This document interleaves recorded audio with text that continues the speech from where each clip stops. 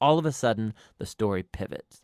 It just so happens that night, the king, he can't sleep, and he has the royal chronicles read to him for good bedtime reading, and he just happens to hear about how Mordecai had saved the king's life. He had totally forgotten. So in the morning, Haman enters to request Mordecai's execution, and the king in that moment orders Haman to honor Mordecai publicly for saving his life. So now Haman has to lead Mordecai around the city on a royal horse, telling everyone to praise him. Now this moment in the story, it's a pivot for the whole book. It begins Haman's downfall and Mordecai's rise to power. Watch how this works. The day after is Esther's second banquet. So the king and Haman arrive, and Esther informs the king that first of all, she's Jewish, and second, that Haman has enacted a decree to murder her and to murder Mordecai, who saved his life, and to murder all of the Jews. Now the king's had a lot to drink, so when he hears this news, he goes into yet one more drunken rage, and he orders that Haman be impaled on the very stake he made for Mordecai. It's ironic and a grisly way for Haman to go. Haman's execution, however, doesn't solve the problem of the decree to kill all of the Jews. So the focus now turns to Esther and Mordecai as they make a plan to reverse the decree. They discover that the king can't revoke a decree that he's already made. So instead, the king commissions Mordecai to issue a counter-decree. On the appointed day that all of the Jews were supposed to be killed, the 13th of Adar, now the Jews are ordered to defend themselves and to destroy any who plotted to kill them. Then Mordecai, Esther, and Jews everywhere hold banquets and feasts to celebrate this new decree, and Mordecai is elevated to a seat beside the king.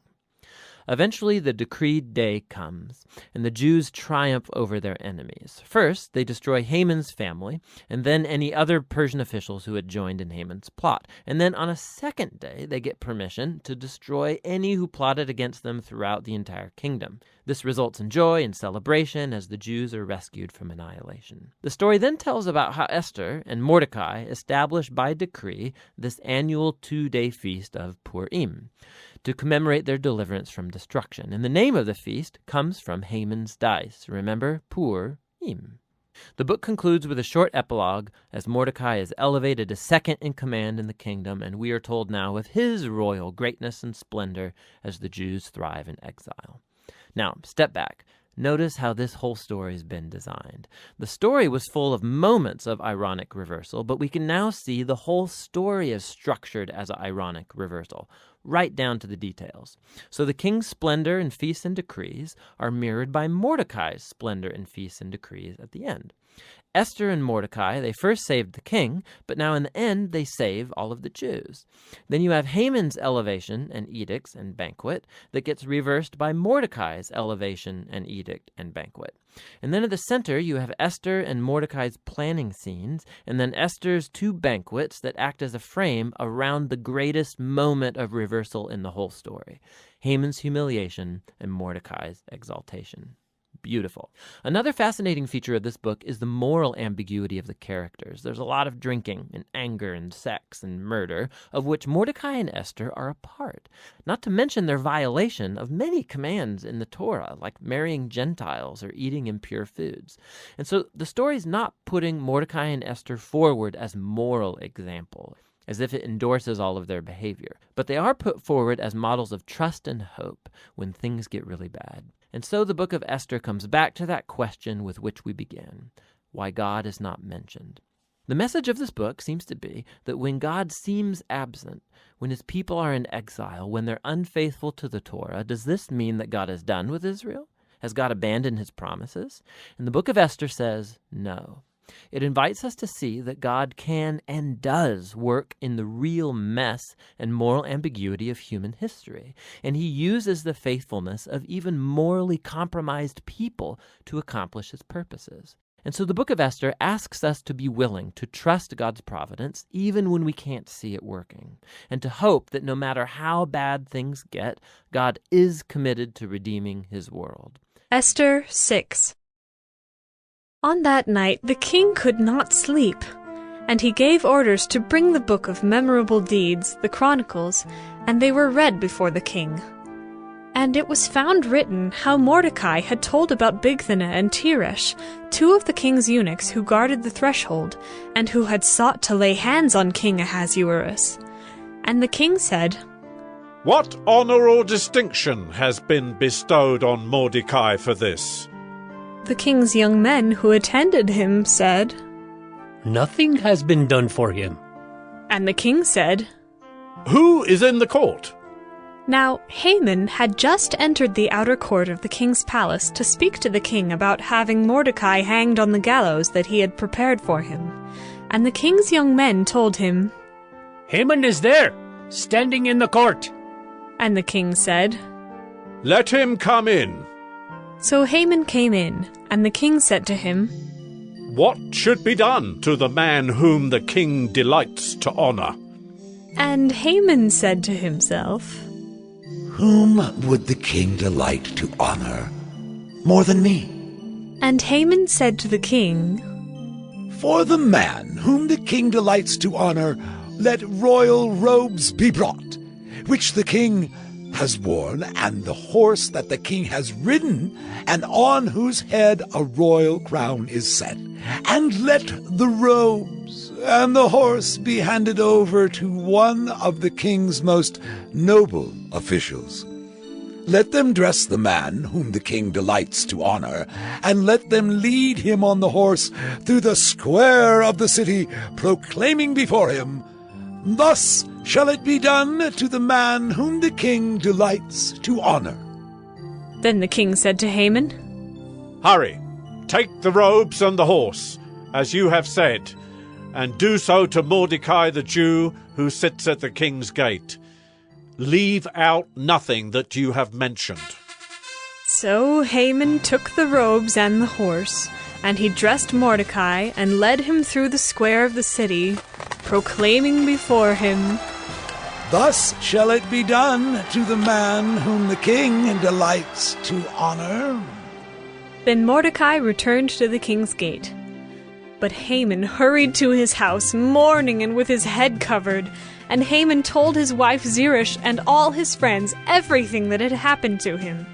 Then his wise men and his wife Zeresh said to him, If Mordecai, before whom you have begun to fall, is of the Jewish people, you will not overcome him, but will surely fall before him." While they were yet talking with him, the king's eunuchs arrived and hurried to bring Haman to the feast that Esther had prepared. Esther 7. So the king and Haman went in to feast with Queen Esther. And on the second day, as they were drinking wine after the feast, the king again said to Esther, "What is your wish, Queen Esther? It shall be granted you. And what is your request? Even to the half of my kingdom it shall be fulfilled."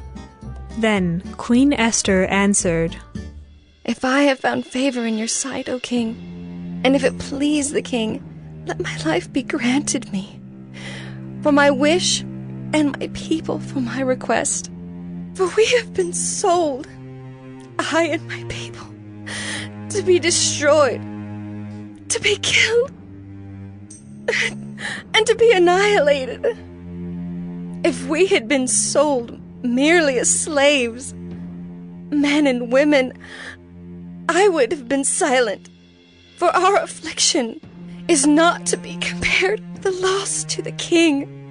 Then King Ahasuerus said to Queen Esther, Who is he and where is he who has dared to do this? And Esther said, A foe and enemy, this wicked Haman. Then Haman was terrified before the king and the queen. And the king arose in his wrath from the wine drinking and went into the palace garden. But Haman stayed to beg for his life from Queen Esther, for he saw that harm was determined against him by the king. And the king returned from the palace garden to the place where they were drinking wine, as Haman was falling on the couch where Esther was. And the king said, Will he even assault the queen in my presence, in my own house? As the word left the mouth of the king, they covered Haman's face. Then Harbona, one of the eunuchs in attendance on the king, said, Moreover, the gallows that Haman has prepared for Mordecai, whose word saved the king, is standing at Haman's house. 50 cubits high. And the king said, Hang him on that. So they hanged Haman on the gallows that he had prepared for Mordecai.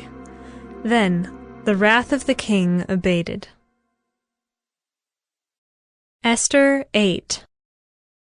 On that day, King Ahasuerus gave to Queen Esther the house of Haman, the enemy of the Jews. And Mordecai came before the king, for Esther had told what he was to her. And the king took off his signet ring, which he had taken from Haman, and gave it to Mordecai. And Esther set Mordecai over the house of Haman. Then Esther spoke again to the king. She fell at his feet and wept, and pleaded with him to avert the evil plan of Haman the Agagite, and the plot that he had devised against the Jews. When the king held out the golden scepter to Esther, Esther rose and stood before the king, and she said, If it please the king, and if I have found favor in his sight, and if the thing seems right before the king, and I am pleasing in his eyes, let an order be written to revoke the letters devised by Haman the Agagite, the son of Hammedatha, which he wrote to destroy the Jews, who are in all the provinces of the king. For how can I bear to see the calamity that is coming to my people? Or how can I bear to see the destruction of my kindred? Then King Ahasuerus said to Queen Esther and to Mordecai the Jew, Behold, I have given Esther the house of Haman, and they have hanged him on the gallows, because he intended to lay hands on the Jews.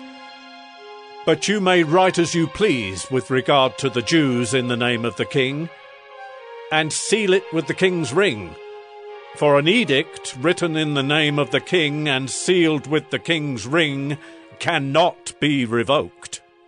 The king's scribes were summoned at that time, in the 3rd month, which is the month of Sivan, on the 23rd day.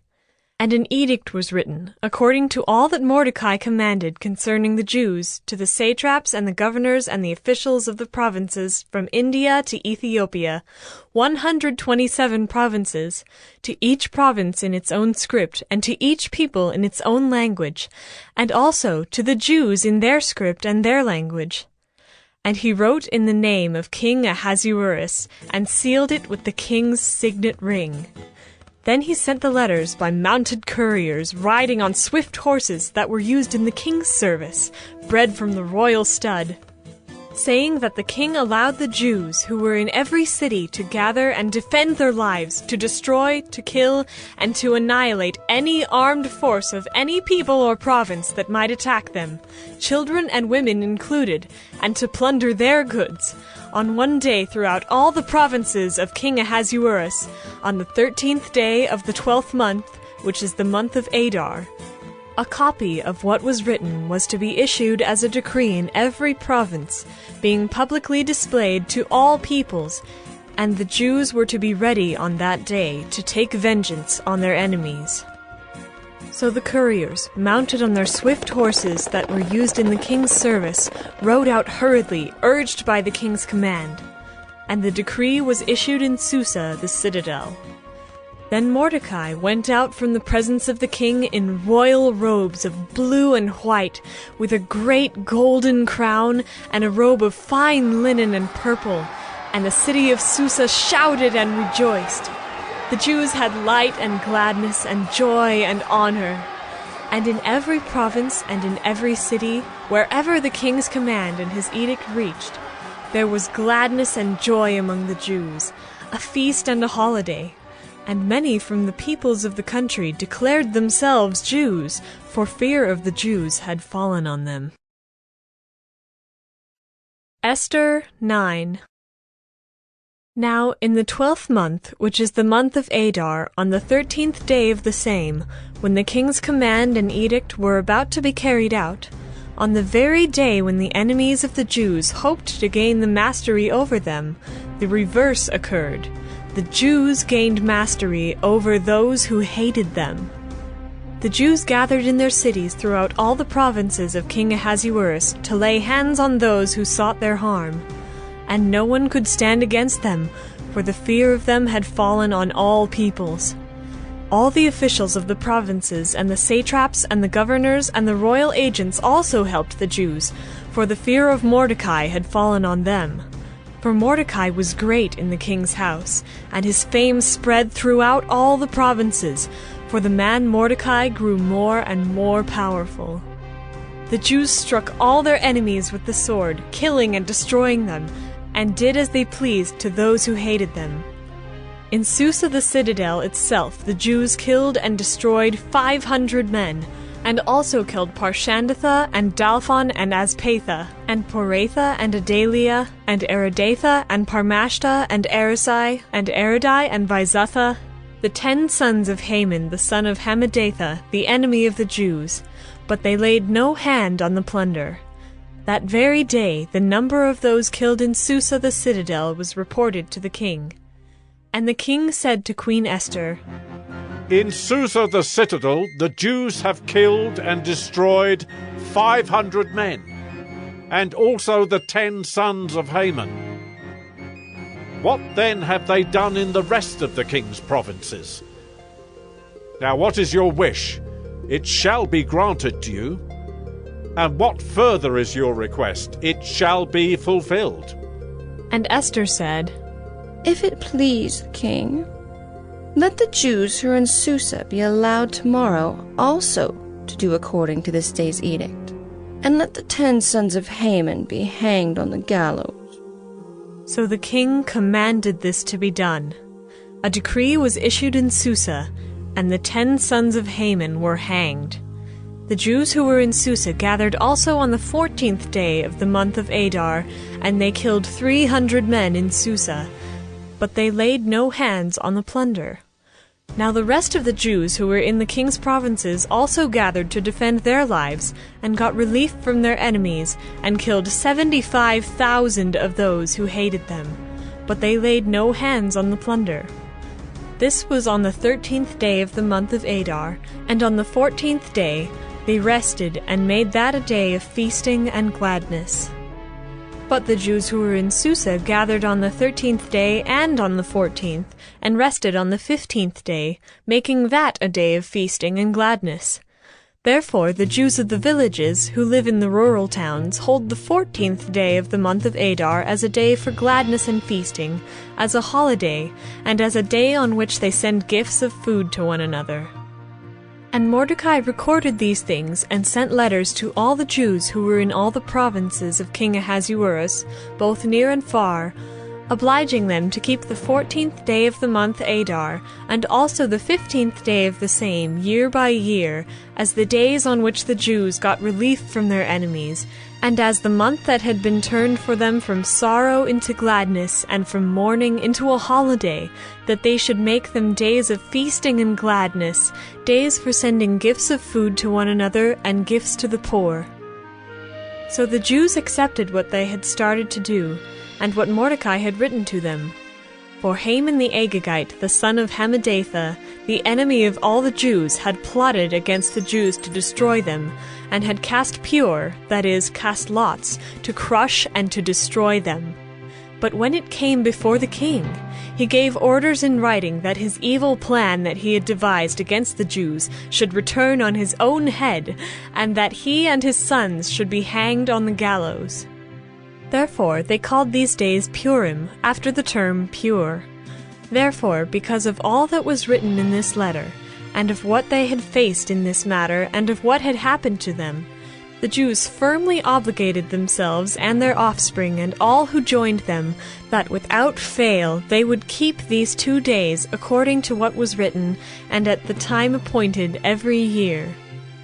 That these days should be remembered and kept throughout every generation in every clan, province, and city, and that these days of Purim should never fall into disuse among the Jews, nor should the commemoration of these days cease among their descendants. Then Queen Esther, the daughter of Abihail, and Mordecai the Jew gave full written authority confirming this second letter about Purim. letters were sent to all the Jews, to the 127 provinces of the kingdom of Ahasuerus, in words of peace and truth, that these days of Purim should be observed at their appointed seasons, as Mordecai the Jew and Queen Esther obligated them, and as they had obligated themselves and their offspring, with regard to their fasts and their lamenting. The command of Queen Esther confirmed these practices of Purim, and it was recorded in writing. Esther 10.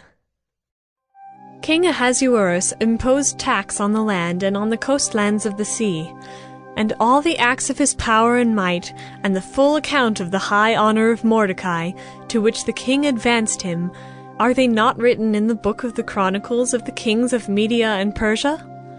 For Mordecai the Jew was second in rank to King Ahasuerus, and he was great among the Jews, and popular with the multitude of his brothers, for he sought the welfare of his people, and spoke peace to all his people.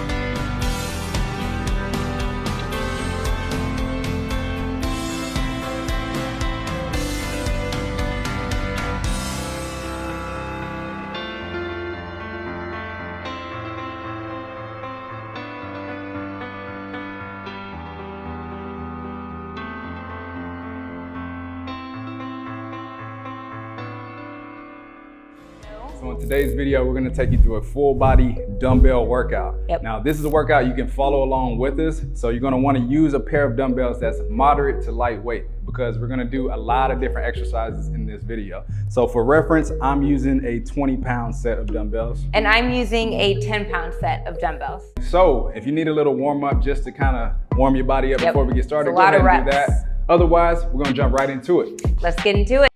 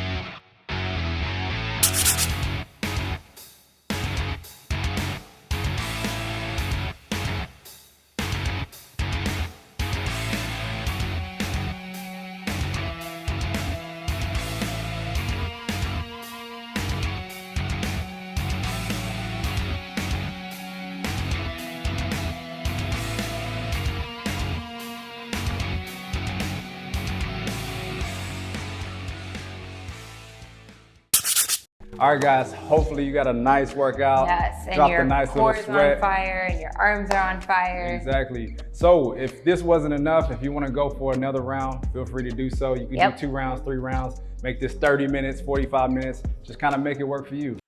Hey guys, Brent here from the X and Christian Central. I just want to thank you guys for watching our video. We really appreciate it. I really hope it's helping you on your Bible goals and your other goals as well.